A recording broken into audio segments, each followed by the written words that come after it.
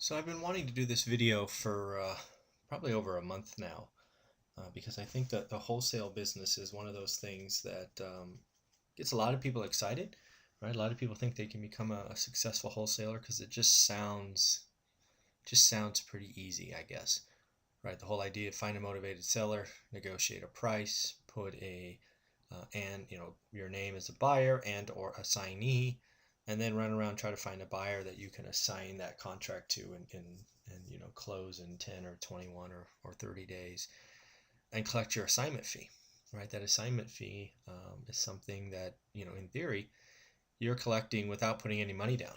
Maybe you're putting $1,000 or $100 or whatever it is to show that you're a serious buyer and there's something out there for that seller. But there's not a lot to it. So I think a lot of people look at that and they just get enamored and they try it and then they fail or they struggle. The other thing I see is if you're a buyer, sometimes people don't really appreciate, or they see these assignment fees of $60,000, which I've paid a couple of times, and they don't want to do the deal just because of the size of the assignment fee. And I think that's that's not the way to look at these opportunities. So I've been wanting to do this video, and it's really for those couple of reasons, right? It's not as easy as everybody looks, and as a buyer, you shouldn't judge a deal because you're paying a hefty assignment fee. So I wanted to run through that. So again, we'll always go through the goals of the session. Sort of just give you my thoughts on the wholesaling business. Sort of what it is, why is it, why do I work with wholesalers? All of that. Why have I paid these high fees, right?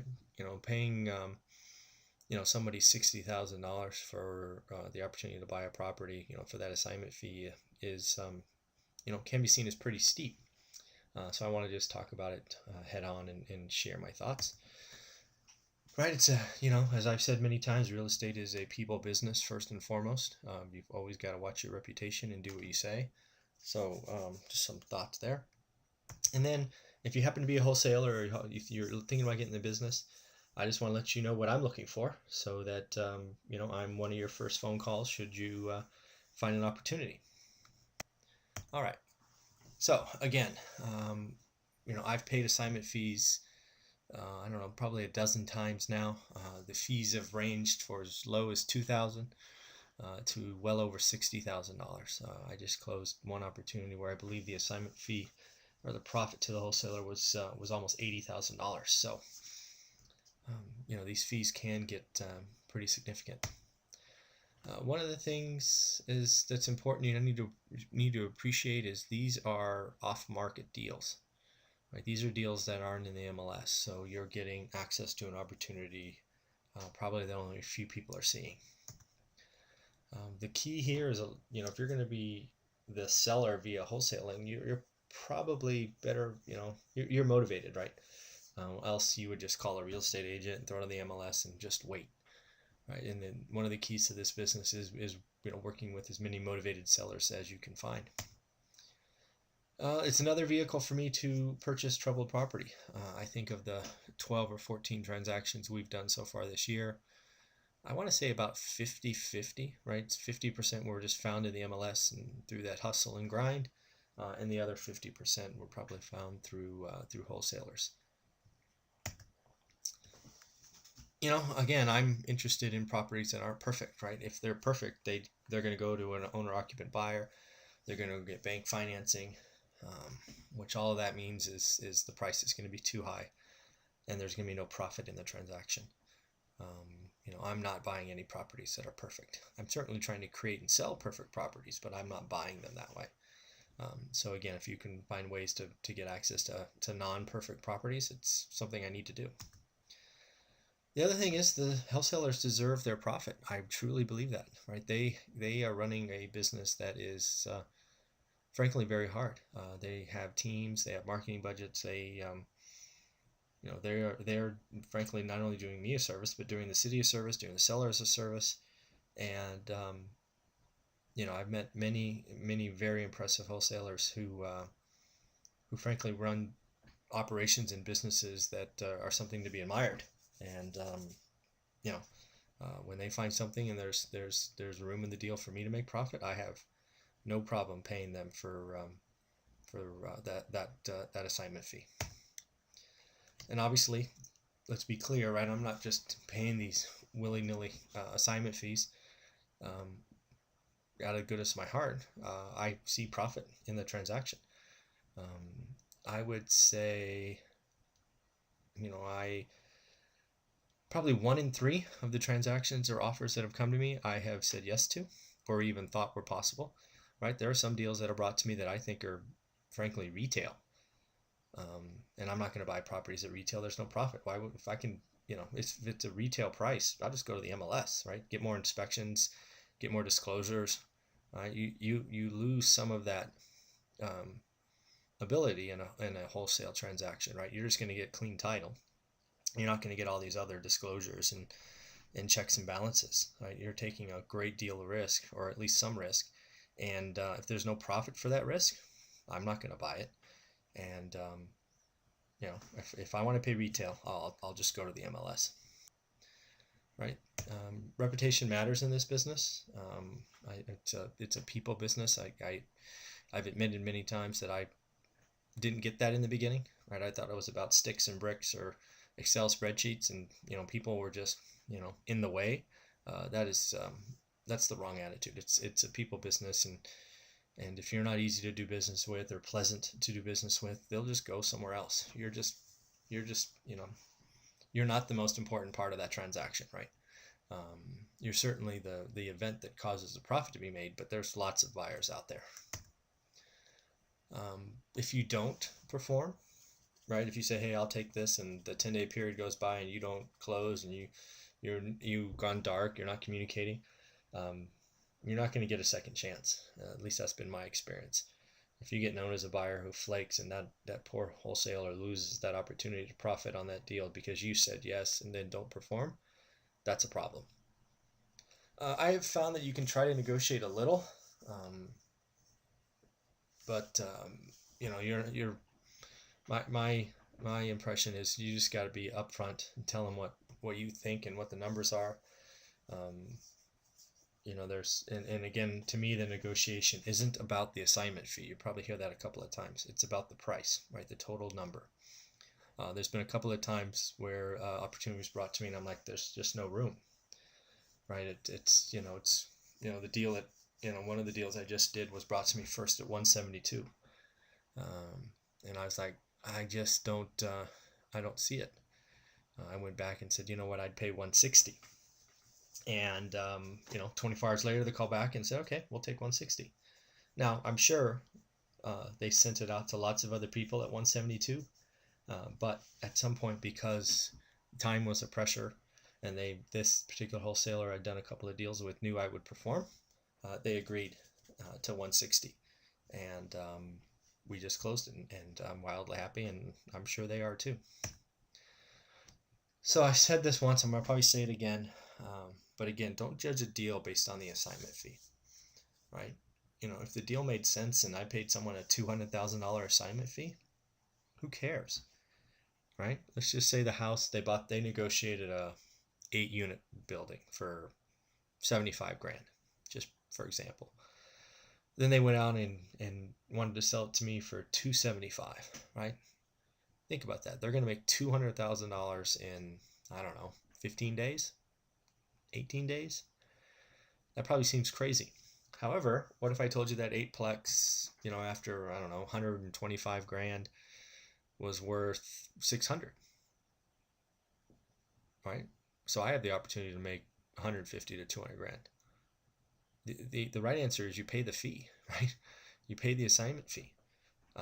Maybe you try to get it down $5,000 or $10,000, but even that, I think they go somewhere else, right? If the 8-unit building is really worth $600,000, and they're going to bring it to you for $275,000, and there's $100,000 of work, the only answer, in my opinion, is to sign the freaking deal. Don't judge it because they did their job and they found a motivated seller and got the deal done at $75,000. That's not okay. Again, right? Don't ever say, hey, you're making $60,000, or in my example, I just did $200,000, and say, oh, by the way, you're doing nothing. Again, that's not true. They're not doing nothing. They're doing the hardest part of this business, which is finding and negotiating with motivated sellers. It's hard to find these motivated sellers, right? They're, many times not in the area. It's not like you can go knock on their door, right? It's, sometimes they have heirs and probate. I mean, it's hard. And they're spending lots of money, right? Marketing dollars. I've heard of budgets over 10 grand a month in letters and yellow letters and postcards and all of these things. And that's, they deserve the profit that they can make, and, never judge the deal by the size. So again, hopefully that comes through, and I don't hear, hey, they're making 75 grand on me. Why am I a schmuck? No, that's not how you should look at the transaction. So what am I looking for? Well, first and foremost, I focus on Fresno and Madera. I've had calls for other areas out in the quote-unquote Central Valley. However, that's not where my team is. It's not where my leverage is. I see extending out to other markets is risky, so I typically, I certainly look, and maybe someday we'll do that, but as of today, those are the two markets I look on. By the way, I really like Madera. Some of my best rentals are in Madera. The only problem is it's a much smaller city, so there's not as many opportunities. The other thing is you've probably seen throughout how I sort of talk about real estate is I'm trying to focus on niche markets because I don't like competition, frankly. There's a lot of people in the flipping business today that are taking the 3-bedroom, 2-bath, 2-car garage, I don't know, built in the 80s or 70s and flipping those today. They're buying them at, I don't know, 150, putting 50 in, right? So they're in the deal for 200 and then selling it for 275, right in the MLS. There's lots of people doing that. So guess what? That's not where I want to play.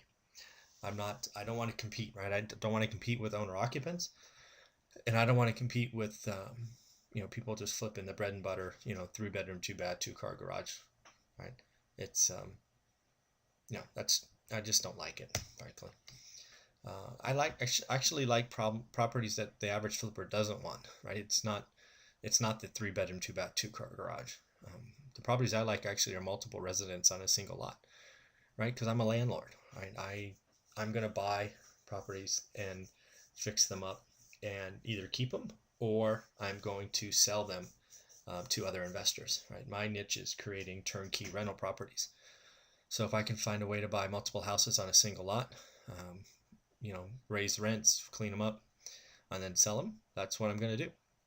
Right? So I'm really in the business of creating turnkey rental properties. So if you have a property that's going to be ultimately bought by an owner occupant, I'm not your buyer. But sometimes there's houses, maybe they're in a semi-commercial area or whatnot, that will never be bought by owner occupant. You should call me because those are the ones that I'll buy. I, again, just sort of shared this. I'll buy troubled single family homes. Maybe, a couple of the ones I bought were rentals, right? The landlord got, I don't know, they passed away or they got too old to deal with it and they sort of fell apart.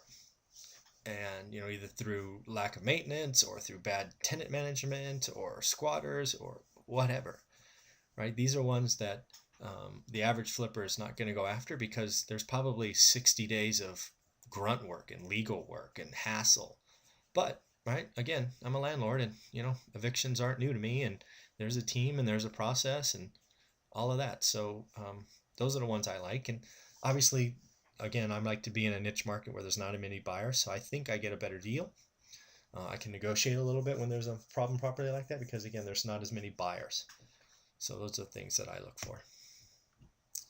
The other thing I'm looking for right now is I actually have several investors who have capital ready to go at or below 75 grand. So one of the things I really am trying to focus on is finding a couple of smaller houses, 1-1s, 2-1s, that I can do something with, right? They're hard.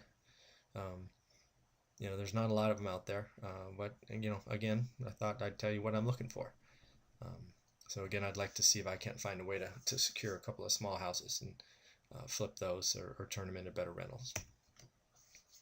The other thing I just wanted to be known is every deal that I say yes to, we've closed. Not only we've closed, but we closed on time. Many times I'm just, wiring personal capital. I've also done on a couple of bigger deals hard money. But again, I have a team that works in that, and we closed on time. So again, I believe in reputation, as I shared earlier, and I'm living up to that. My real goal in all of this is I want to, I'd love to say I'd want to be the top buyer for wholesalers. That's just not practical. But if I could be the top 3 to 5, right, in that list, right, I'm on the top 5 buyers for many wholesalers, that would be pretty cool. That means that I'm getting, multiple opportunities brought to me every week. I'm getting the ability to say yes or no, and I think that's important. So that's what I'm striving for, and hopefully over time I rise in the order for areas wholesalers. So hopefully you like this video. Hopefully you understand the wholesale business a little bit more. Hopefully you no longer judge deals based on the size of the assignment fee. And if you happen to be a wholesaler, or you're looking to get in the wholesale business in Fresno, Madera, I'm an active buyer. I think we've done 12 or again 14 deals here in the last 4 months. So let me know if you find a deal that makes sense, and do me a favor, like this video, leave a comment or question below, and if you'd like, please forward this on via your social media channels. All right, take care. Bye-bye.